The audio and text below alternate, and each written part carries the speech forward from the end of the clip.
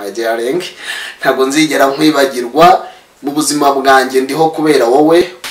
Abasore mubahari uzirenza amasaha 1 2 3 4 5 de ku munsi wa Saint Valentin uzababere umunsi muzongera gusubira mu rukundo neza. Ndizera ko mumeze neza abari hanze y'igihugu, Tanzania, Kenya, Uganda, abari hano mu Rwanda ndabasuje cyane.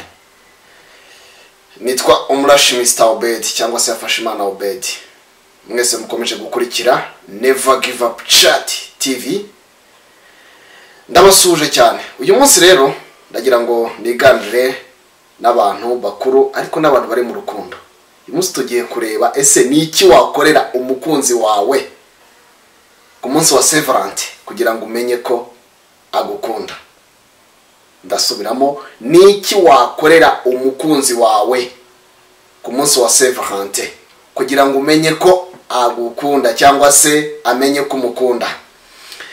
Turi kumwe rero nibyo tugiye kurebera hamwe.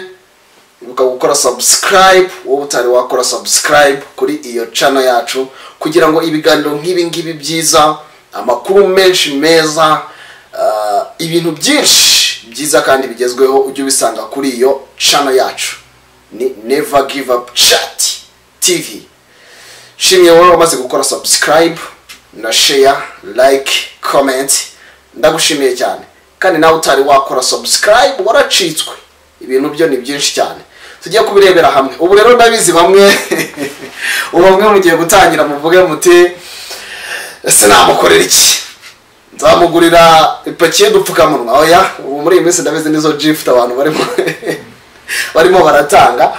Nagaruka kumugurira ipaki y'agapfukamunwa, nagaruka kumugurira litre 5 za hand sanitizer. Hari ibyo hano ngiye kukubwira, wowe tega amatwi gusa. Kora subscribe ubundi ibintu bigende neza cyane. Tugiye kurebera hamwe rero ibyo bintu ni bihe, ese ni biki, kugira ngo dore ejo bundi ni tariki 14 z'ukwezi kwa kabiri Saint Valentin yageze. Ese wowe ni iki wakorera umukunzi? Watekereje icyo wamukorera wakibuze?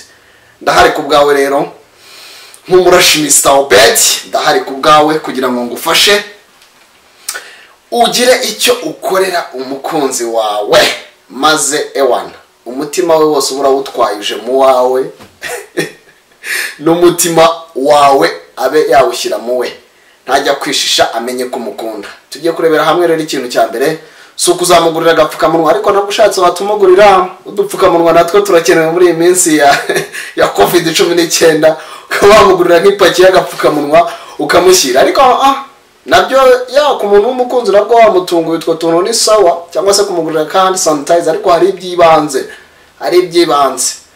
Ndabizi abo bakobwa bagiye kuvuga ngo Obed agiye kuvuga ngo bazatwereza amafaranga kuri mobile money. Ntabwo tuzakoresha Momo Pay, ariko nayo yakoreshwa ntaribi ku muntu w'umukunzi. None se why not utamubwira ati nkohereje 20,000 aho ngaho, genda ugura akarabyo keza kagezweho, nkohereje 50,000, genda ugure agakanzu keza kagezweho. Ku muntu w'umukunzi birumvikana, biba bikenewe. Tugiye kubirebera hamwe rero. Muriteguye? Kora subscribe, sharing kugira ngo n'undi muntu wari wese umusharinge ewana yumve ibi bintu tugiye kuvuga. Ni ibintu reka nkubwire, wowe dutega amatwi gusa, wowe dutega amatwi, ubundi bindi ngewe akazi nakanjye. Ndahari ku bwanyu kubagezaho ibyiza, kubagezaho udushya. Ndahari ku bwanyu, nkorera mwebwe, nimwe inshuti zanjye, nimwe ba boss nimwe ba boss. Mutabirebye ntacyo naba nkora. Mubirebe rero kugira ngo ibintu bigende neza. Tujye kubirebera hamwe. Ese nakorera icyo umukunzi? Ese wakorera icyo umukunzi kugira ngo uwo mukobwa umutwara umutima, kugira ngo uwo mukobwa ewana ku buryo nazajya aryama inzozi zazajya arota t-shirt wanjye ejo bundi yampaye ka gift. Nibyo tugiye kuvugaho. Ako ntabwo ndi kuvuga ku bakobwa gusa cyangwa se abasore, cyane ko nimwe mwiganje, ariko buriya n'umupapa ndavuga umupapa cyangwa se umumama, kubera ko impamvu mbivuze icyo ngiye kubabwira, hari ibyo wakorera umukunzi. Murabona muri iyi minsi Kigali turi muri guma mu rugo, hari n'abandi kandi ni guma mu karere. Ushobora kuba uri gukorera mu karere ka Gatsibo, umugore wawe ari mu karere ka Kirehe. Ushobora kuba uri gukorera mu karere ka Huye, umugore wawe ari mu mujyi wa Kigali, ariko hari icyo wamukorera. Ushobora kuba uri kwiga South Africa, ushobora kuba uri kwiga Nigeria, ushobora kuba uri kwiga Uganda, ariko umugore wawe ari mu Rwanda cyangwa se umukunzi wawe ari mu Rwanda. Ese wamukorera iki? Tugiye kubirebera hamwe rero. Iyi Never Give Up Chat TV. Gendi Umrash Mr. Obed. Reka tubirebere hamwe rero. Icyambere, banza umenye ese yaramutse ate kuri uwo munsi wa Saint Valentin. Umukunzi wawe yaramutse ate? First of all, mbere kugira icyo umukorera, banza umenye ese yaramutse ate. Ushobora no kumuhamagara, sheri waramutse ute? Ese mama runaka waramutse ute? Baby waramutse ute? Naramutse neza. Akakubwira yaramutse neza, it's okay. Sasa ushobora no kuba wamara kumubwira gutyo ugahita ukupa. It's okay, ni sawa. Noneho mu gihe gito kugira ngo abone no kumukunze, nuvuga ngo ni nka surprise ugiye kumukorera atazibagirwa mu buzima. Wamuhamagaye waramutse ute? Ya arabyumvise. Noneho urakubye haciyo, reka uzirenzaho nk'amasaha 2 cyangwa 3. Azatangira kuvuga ati wenda shiri yambwiye naramutse nti, it's okay, wenda birahagije. Sasa noneho kaniganire n'abasore rero. Abasore murahari, ikintu uzakora ni iki ngiki rero. Uzahita ufata umuhamagare. Ubu turi muri guma mu rugo, ingendo hagati y'uturere ntabwo byemewe. Ese niki uzamukorera? Abantu benshi ndabizi mugiye kuntera amabuye ngo uvuze ngo tuzohereza amafaranga abakobwa. Why not? Cyangwa se wenda ku mugore, it's okay. Nibyo uzahita umutungura direct, uhita ufata ibihumbi nibura 20. Icyo ni cyambere mvuze, nicyo mpereye ibindi tu. Ufata ibihumbi 20 byo ubimwoherereze kuri mobile money. Mobile money nk'umukunzi wawe. Sasa bikurikirana n'aka message umubwira uti sheri ndagukunda, sinzigera nkwibagirwa. I will never forget you my darling. Ntabwo nzigera nkwibagirwa mu buzima bwanjye, ndiho kubera wowe wagaruye isoko y'ibyishimo mu mutima wanjye. Urakarabo kanjye mpora ndeba nkanezererwa. Ni wowe wenyine uhora mu nzozi zanjye, ni wowe wenyine nkunda kuri isi ya rurema, ni wowe wenyine nkorera, ni wowe wenyine numva uri umwamikazi w'ubuzima bwanjye. Ako ka message kazamukurikire. Niyo mpamvu rero sheri wanjye nkunda, mukunzi wanjye, my darling, my brad, byose my life. Niyo mpamvu fasha uyu mwanya kugira ngo nkoherereze impano.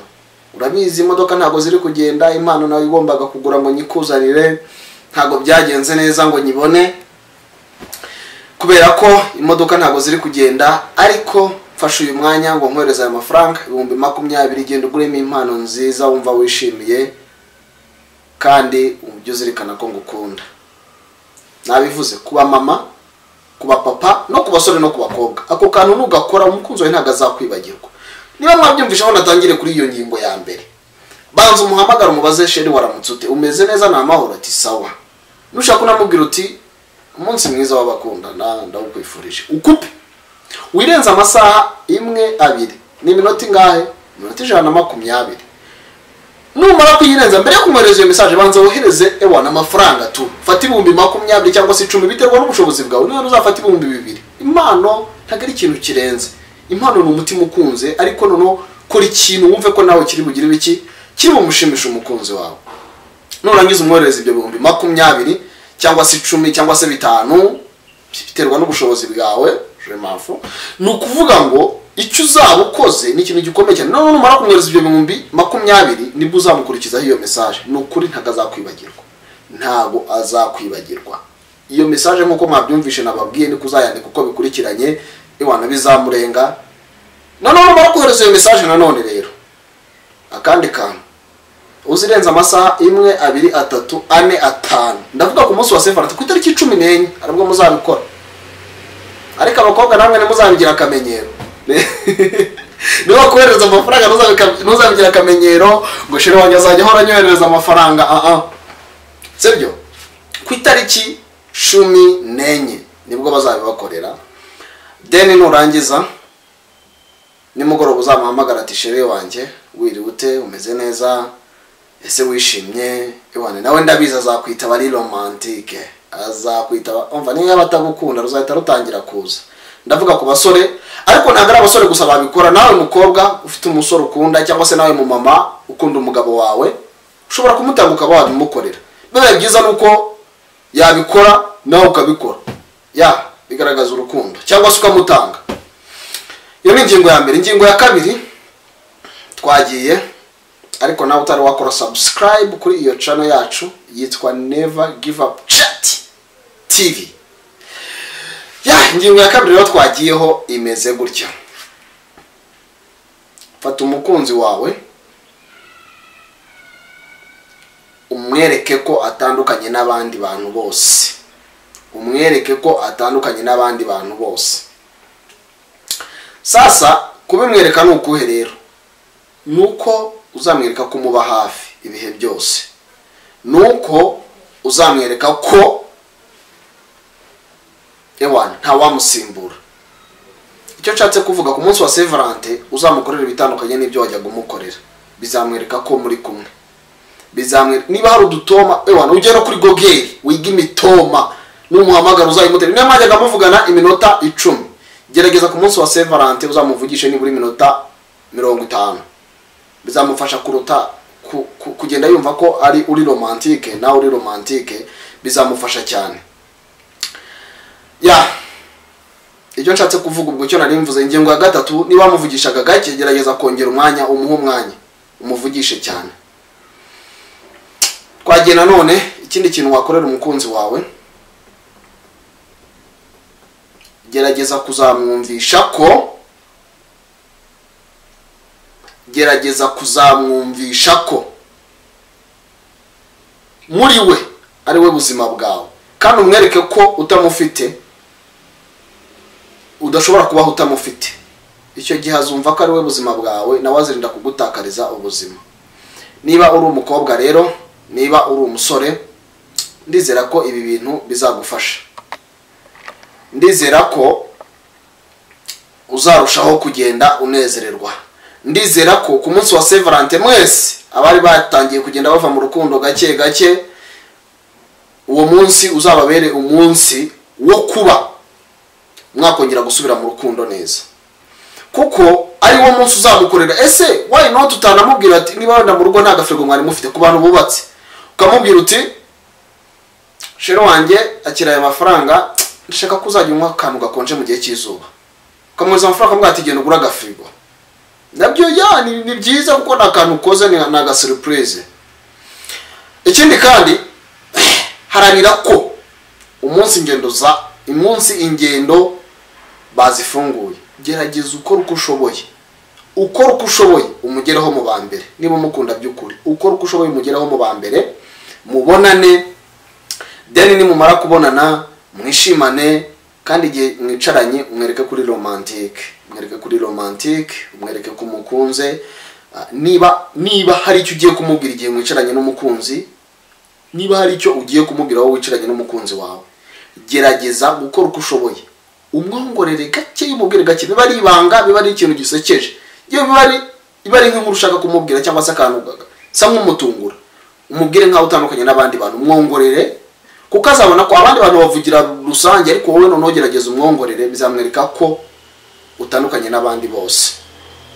Abakobwa rero, basore, rubyiruko, bamama, bapapa, reka umunsi wa Saint Valentin uzababere umunsi muzongera gusubira mu rukundo neza. Gerageza uzakorere surprise umukunzi wawe, ariko ntibikuyeho ko niba hari impano wajya gumuha uzajya ukomeza ukazimuha bisanzwe, ariko noneho umunsi wa Saint Valentin uba ari umunsi utandukanye n'indi minsi yose, kandi ube ari umunsi